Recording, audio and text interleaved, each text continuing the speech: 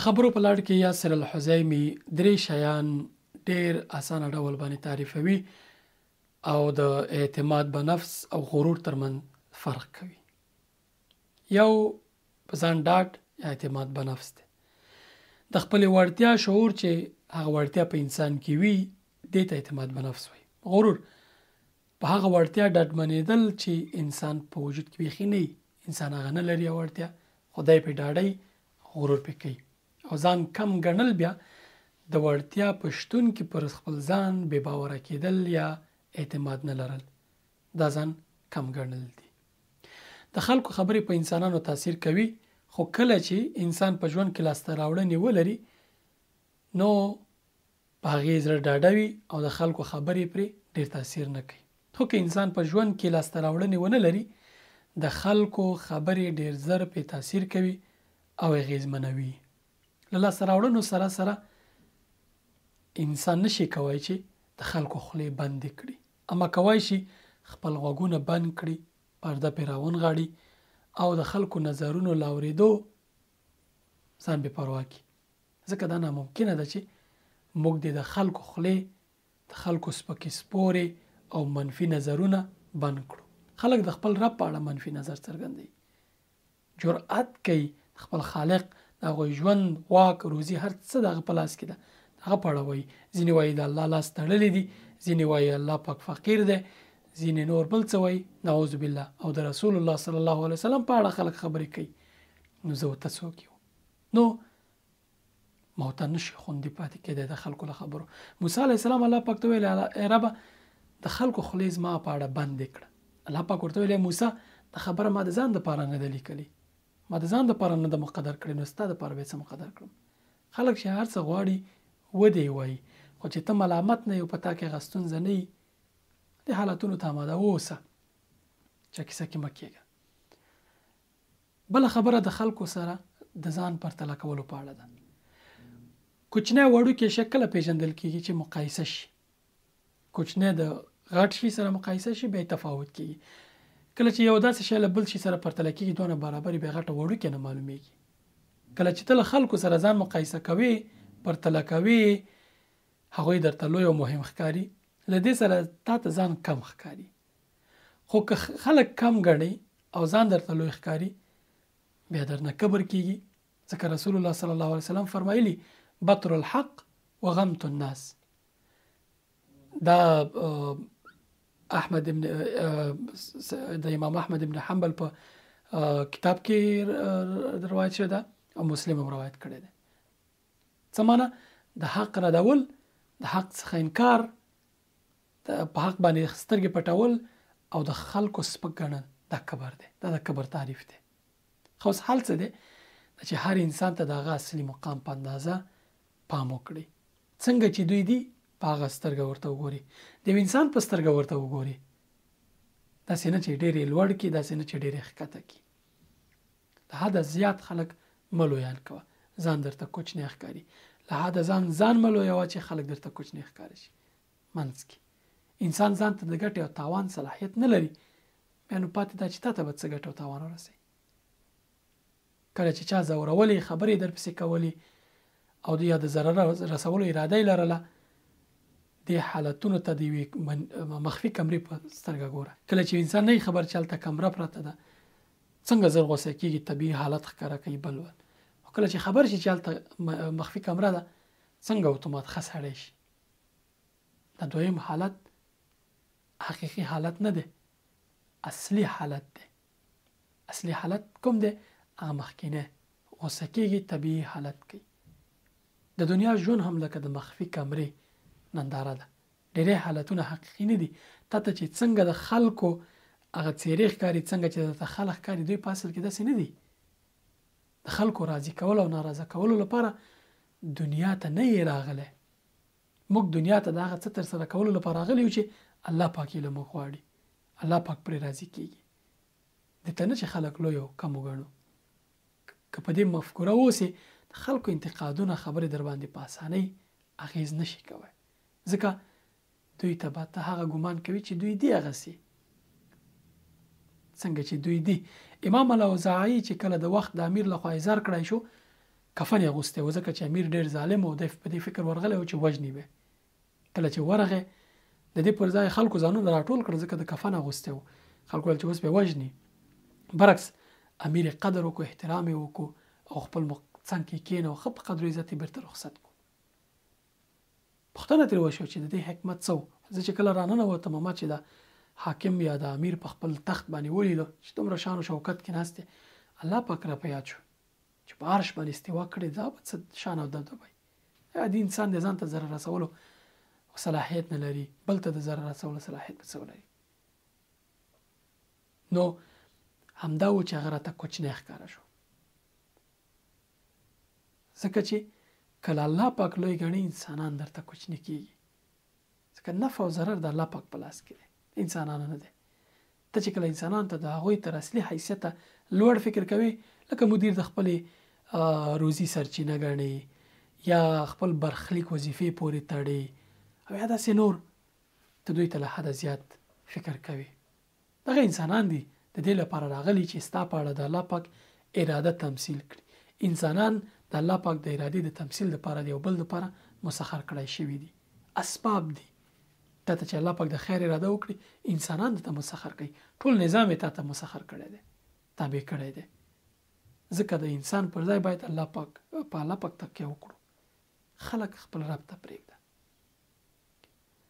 دا مقایسه کول چې نور خلکو سره ځان مقایسه کوي، هغه لویان دي، ته ورسره یو ډول چلند کې تعامل کې ته مه کوه.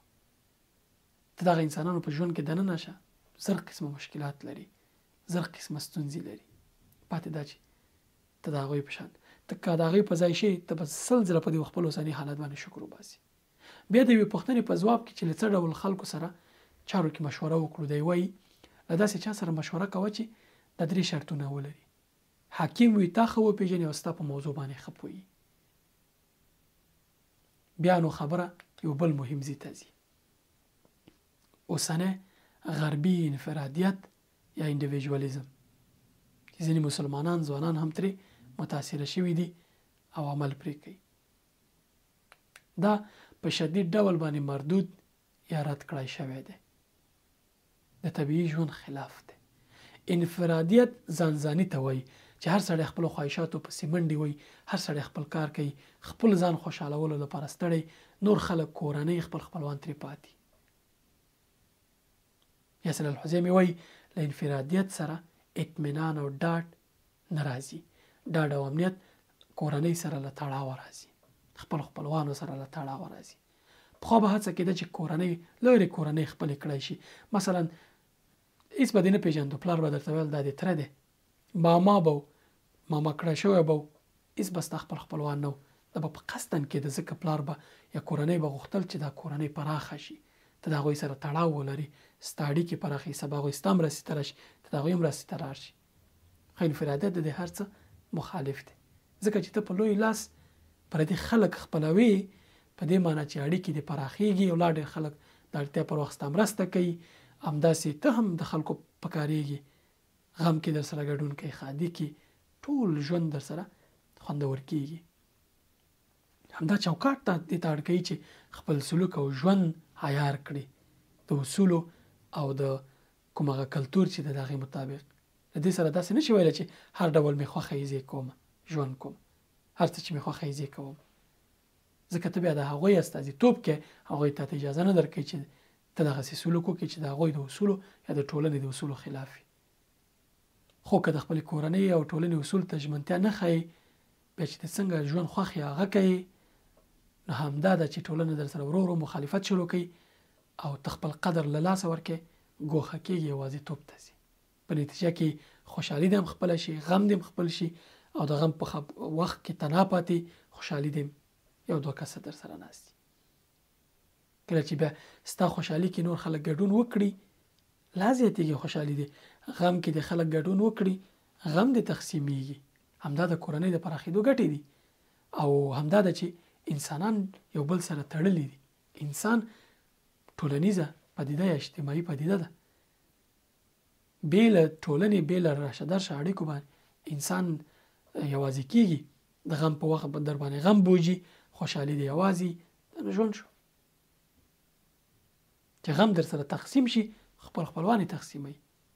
اما ځانځاني او انفرادیت انسانان داسې حالت سره مخ کړي چې په ټولنیزو علومو کې ورته مایوپیا وایي. مایوپیا د سترګو یو ډول ناروغي ده چې لري شي انسان په سمه توګه نشي لیدلی. اما په ټولنیزو علومو کې ورته د معیارونو له لاسته ورکولو تعریف کوي. هر هغه څه چې دین، ټولنه او کلتور سم بللی او یا ناسم بللی په اړه ته بې پروا شي او ټولنیز آداب په پام کې نه نیسي. سم او ناسم منځ کې توپیر نه کیږي. همدې ته ټولنیز علومو کې مایوپیا وایي. مثال زموږ استاسي ځوانان ګورو چې ټولنیز شبکو کې څه حالتونه دي، ټیک ټاک کې څه کارونه نه کوي. کو دوی کورنۍ په ځان تړلې وای، کورنۍ د دوی سره وای داس کارونه کول. خو غرب کې دي اکثره غربي ټولنو کې دي هلته انفرادیت دی، د کار دی، مازیګر راشي او تخت تنه دی بیرته کار دی، نه خپل ویني، نه ماما ویني، نه تر ویني چې دا غوي لسترګو حیا وشي. هر څه چې زړه یې کوي کیسه کې د چا نه دي. دا انفرادیت تاوان دی.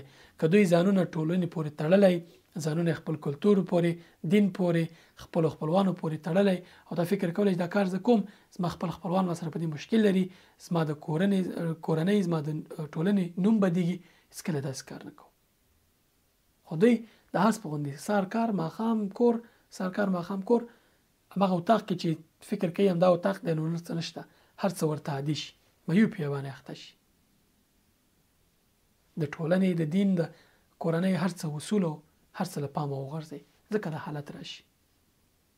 یو بل مهم ټکی یادوي او وایي چې ډېری خلک دي چې استثناء په قاعده بدلوي.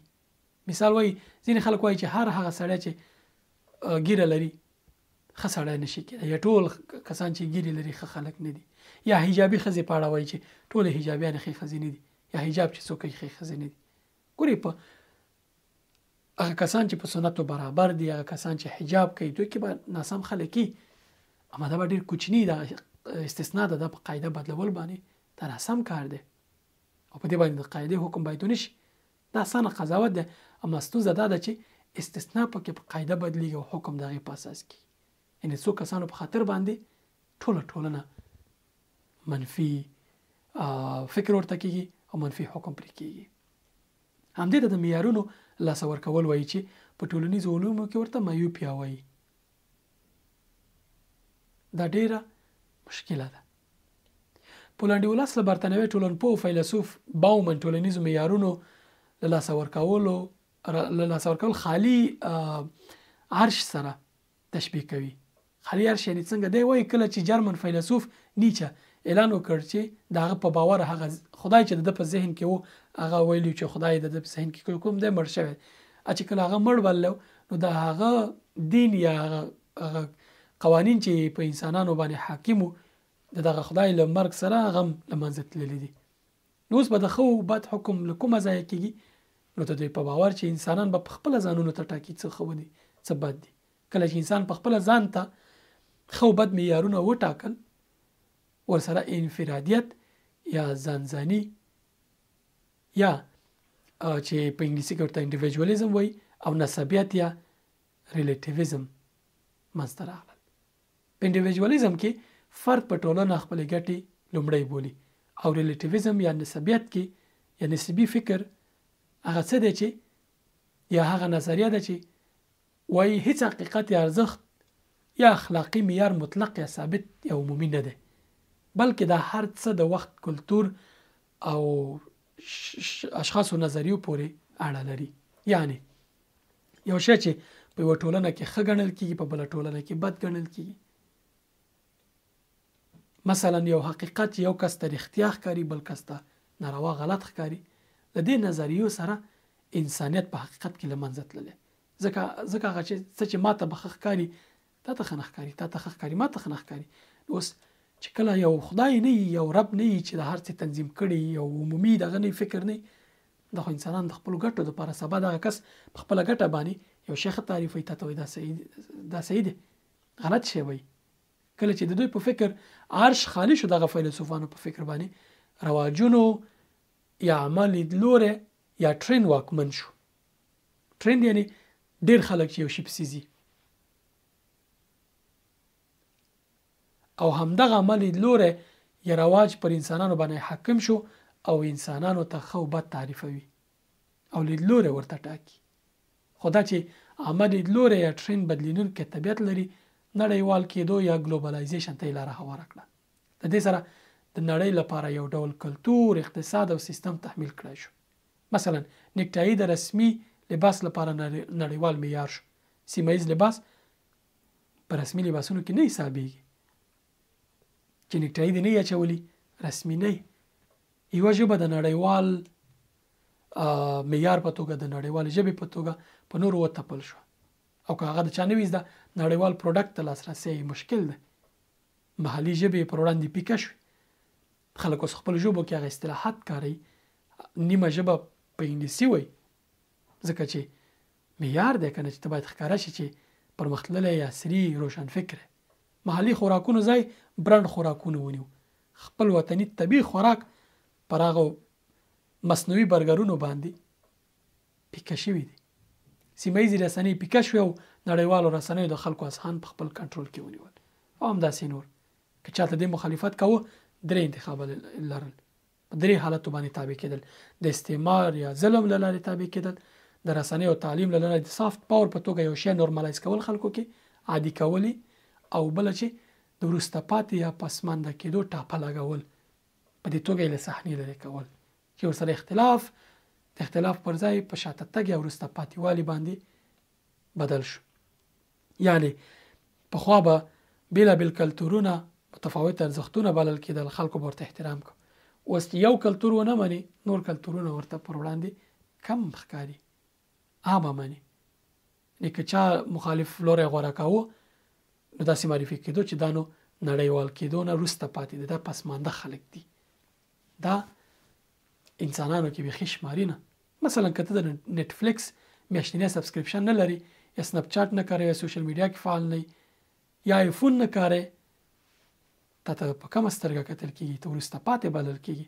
مقایسه همیشه د 2 شیانو ترمنځ وي او تر هغې درېیم شی بیخي انتخاب کې نه راځي. مثلا آیفون لري که سامسونګ، که ته ورته وایي چې دا دواړه نه لرم، وروسته پاتې په اړه درته ګوري. مثلا د لوبو برخه کې هم ټول خلک په 2 ډلو باندې ویشل شوي: ریال مادرید که بارسلونا. درېیم انتخاب بیخي درکوي نه. د برانډونو په برخه کې خاص برانډونه کوانه غوندې سترګې درته اوړي او په کومه سترګه درته کتل کېږي. د خوراکونو، ژبې او پیسو په برخه کې د عصري ښکارېدو لپاره خاص معیارونه دي. که ته ډالر ګرځې ښه دغه پرمختللی کسي. نو له دې سره که ته غواړې نړیوال شي، خپل شته ارزښتونه به یا غاړې تږدې او یا به له لاسه ورکې، او پردي به چې پر تا تحمیل شوي هغه به انتخابوي. نړیوال یا ګلوبلایزیشن کېدو زور هغه وخت احساسولی شي چې ته کله آسیایي هیوادونو ته لاړ شي، ماشوم او ټول هغه کسان چې په غرب کې ژوند کړی یا مثلا غربي معیارونه ځان ته ټاکلي، ستړي ستومانه به ګرځي تر دې چې یو غربي برانډ پیدا کړي په سوپر مارکیټونو کې، په مالونو کې یا په رستورانتونو کې. هغه وخت دوی د آرامش احساس کوي چې ماکډونالډ ته ننوځي یا فلاني برانډ دکان ته ننوځي. غیر دغه نه دا نور شی نه ورته عادي ښکاري. مثلا کله تاسې پوښتنه وشي چې حیواناتو کې د 2 حیواناتو نوم واخله، اتومات به د هغه څه په ذهن کې راځي چې ټلویزیونونو کې دی اورېدلي، ځکه ستا ذهن همغه دی چې هغه پیژني. او دغه حیوان به ستا په ټولنه کې بیخي نه، بیخي به څوک پیژني نه. اما د ګلوبلایزیشن او دغه برکته به همغه شی وي چې ټول یې وایي، ټرند سره وځي. د ګلوبلایزیشن او نړیوال کېدو نه وروسته د شخصي ګټو پاللو نظریه یا یوټیلیټریانیزم راغی. په دې کې نظریه دا ده چې تر ټولو لومړی پوښتنه پکې دا کېږي. دا نظریه اوله پوښتنه پکې دا وي: زما پکې څه ګټه ده؟ زما پکې فایده څه ده؟ چې ورسره اخلاق او کور ړنګېږي. مثلا یو څوک یو څه وایي یا خپله یوه خوښه شریکوي په سوشل میډیا کې، یو شی وایي، احساسات خپل شریکوي، سملاسي ورته ځواب ورکول کېږي چې دې کې زما څه ګټه ده، زما پورې څه اړه لري، زه خپل کور کې دا کیسې کوه. داسې انسانانو سره خپل شخصي ګټو غم وي، د نورو احساساتو ته درناوی نه لري. تر دې وروسته بیا قراردادي یا قراردادیزم نظریه راغله چې په انګریزي کې ورته کنټراکچوالېزم وایي. په دې نظریه کې اخلاقي اصول هغه دي چې ټول عقلمن خلک پرې موافقه وکړي او هیڅ څوک د منلو پر وړاندې قوي اعتراضونه لري. یاسر الحزیبي وایي چې دی له دې نظریې سره مخالف نه دی. هر نظریه کې خپل خوالي او بدوالي شته او په بشپړ ډول ردېدای نشي، خو منفي اړخونو باندې پام کوي. په دې کې هر تعامل د طرفینو په ګټه وي. مثلا یو څه راکړه یو څه درکوم، دا قانوني تعامل دی، اما انسانیت پکې نشته، ترحم پکې نشته. په دې کې یوازې هغه څه کېږي چې توافق پرې شوی. غربي سیستمونه اوس مهال په همدې ولاړ دي. دا بهترین نظام دی چې کله حق ستا په ګټه یا ته په خپل حق پوهېږي، خو که خبر نه یې یا حق ستا په ګټه نه یي، بیا نو لوی تاوان دی پکې ستا. یو مثال به یې زه درکړم. مثلا غربي هیوادونو کې کله چې ته یو شی په قرارداد راخلي، اول کې درته هر څه ډېر ښایسته ښکاره کوي، ډېر ستا په ګټه، خو کله چې ته قرارداد فسخه کوي بیا نو دوی هغه ځای کې تا راګیر کوي، ځکه دوی یو اوږد ټرمز اند کنډیشن په نوم باندې اصول لیکلي چې صفحې ته کله هغه لولي، څوک یې نه لولي. که ته لولې دومره ډېر دی چې ژوند دې ورسره په همدې لوستو کې تېرېږي. اما کله چې ته قرارداد فسخه کوي بیا نو ستړی کوي او ډېر زیات دې پازابوي. مثلا د موبایل سیم کارت مثال واخلم. سیم کارت ته په غربي هیوادونو کې راخلي 40 میاشتو قرارداد کېږي، ارزانه درکوي، قرارداد درکوي. 14 ورځې وخت لري چې دې ورځو کې به ته وټاکې چې بېرته فسخه کوي قرارداد که نه. 14 ورځو کې خو ته نشي کولی چې هغه خدمات معلوم کړي. خدمات خو په میاشتو معلومیږي چې ضعیفه ده دا شبکه که نه. کله چې ته قرارداد 14 ورځو نه وروسته فسخه کوي، که تا 40 میاشتې قرارداد کړی د ټول قرارداد پیسې به ورکړې، که ته خوشحاله که خفه، که 12 میاشتې قرارداد کړی 12 میاشتو پیسې به ورکړې. په دې اړیکه کې ترحم نشته، انسانیت نشته، ټوله پکې ګټه ده، کمپنۍ پکې ګټه ده. ټرمز او کنډیشن یې درته اچولي دي چې تا نه لوستي بیا دې راګیر کړي. دا ډول نظریې یوازې په مخالفتونو او جګړو کې پکارېږي، ګټورې دي، اما په طبیعي ژوند کې ځای نه لري، ځکه انسانان ترحم ته ضرورت لري. دا ان تر کورنۍ هم رسېدلي، میړه به د یو شي بل ورکوي، ښځه به د بل شي بل ورکوي، زه به دا کوم ته به دا کوې، ته به دا ګټه رسې، زه به دا ګټه در سره کوم. په داسې حال کې چې اړیکې اصل کې په مهربانۍ ولاړې دي. یعنې که یو انسان کمزوری وي په هغه باندې بوج راځي، ترحم ورته پکار دی، عدالت باید ورسره وشي، ژوند په مهربانۍ ولاړ دی. ځکه خو الله پاک فرمایي چې ولا تنسوا الفضل بینکم، خپلو منځونو کې احسان کول مه هېروئ. دا مثلا ځکه بیانوي چې موږ پکې ښکېل یو تر یو حده، او موږ باید ژوند ته کتنه وکړو چې چیرته روان یو او مسیر مو چیرې دی. موږ خپل ډېر غني کلتور، غني او بډایه اصول لرو په دین کې، په خپلو کلتورونو کې، په خپل ټولنیز ژوند کې. موږ چې کله یو شی انتخابو، هغه شی باید له بل چا نه کاپي کړو چې ګټور وي زموږ ټولنې ته. داسې څه نه وي چې زموږ ژوند سره دې حالت ته ورسېږي چې ځانځاني موږ هره ورځ په ژوند کې له بېلابېلو ناخوالو سره مخ کېږو. موږ طبیعي انسانان یو، طبیعي ژوند ته ضرورت لرو. موږ ماشینونه نه یو. موږ باید هغه څه وکړو چې ژوند خوندور کوي، ژوند چټک حالت کې نه وي، په دقت یې، حکمت یې پکې، او ټول شیونه زموږ او ستاسې طبیعي رواني. دا ژوندونه ښه زرق و برق ښکاري، خو داخل کې ستړي کوونکي دي. ټول ډپریشن، لانزایټي، له خفګانونو ډک دي. معتاد الله پاک داسې نظام په ژوند کې ټاکلی چې طبیعي دی، خوند کوي، ډېر نورمال رواني، عبادت هم پکې وختي، کار هم پکې وختي، فامیل ته ټول. اما په سرعت باندې که ته دې ژوندونو پسې ځې، بیا نو هر څه پیکه کېږي، طبیعي حالت نه وځي. زه او ته انسانان یو، ټولنیزه راشه درشه، دا هر څه باید وکړو. انفرادیت ځان ته مه انتخابوه، کنټراکچولیزم باندې مه ځه، انسانانو سره په ترحم باندې اړیکه پاله او خلکو سره راشه درشه کوه.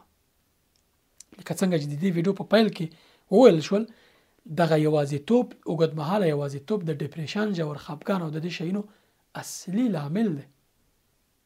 ته چې کله خلکو سره اړیکې پالې، خلکو سره ناسته پاسته کوي، ته خپل غم تقسیمې خلکو سره، هغوی چې کله تا سره خپل د زړه هغه خبره شریکوي، خواله کېږي، ستا بوج، ستا غم کمیږي، ذهن دې ورسره ډېر راحته کېږي. خو که ته یوازې اتاق، کور کار، دا شی نه تا ځپي، ځکه ته ټولنیز موجود یې، ټولنیز مخلوق یې، ته ضرورت لري چې خلکو سره اړیکې وپالې.